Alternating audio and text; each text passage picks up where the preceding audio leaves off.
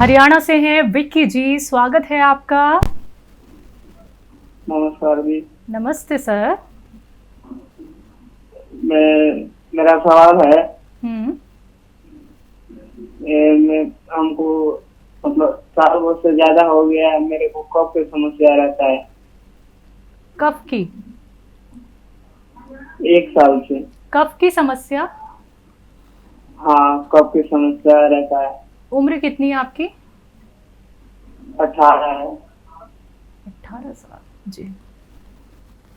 हाँ, कफ यानी बलगम, खांसी, ऐसे नज़ले के रोग जिन लोगों को भी हैं, उन्हें 3 चीज़ें लेनी है। सपिस्तान एक दवा का नाम है, जिसे आसान भाषा में लिसोड़ा भी कहते हैं। लिसोड़ा, सपिस्तान, उन्नाब, ये भी एक दवा है, बेर की तरह होती है, लाल लाल, बिल्कुल लाल सुर्ख रंग का बेर होता है।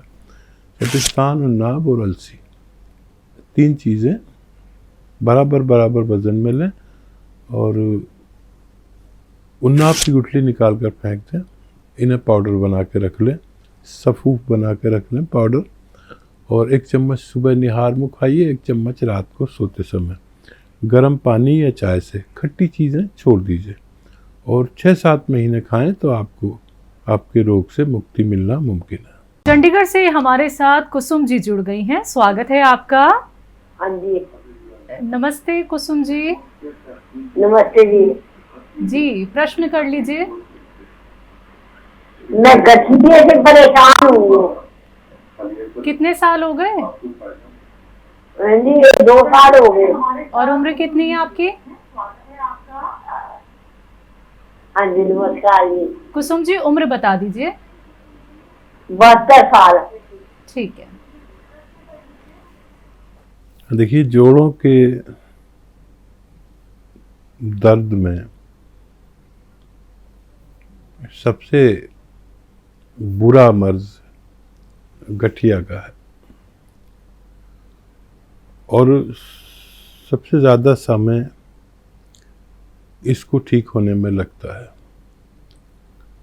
तो गठिया में बादी और खट्टी चीज़ें खाना बंद करें और गोंद या कैप्सूल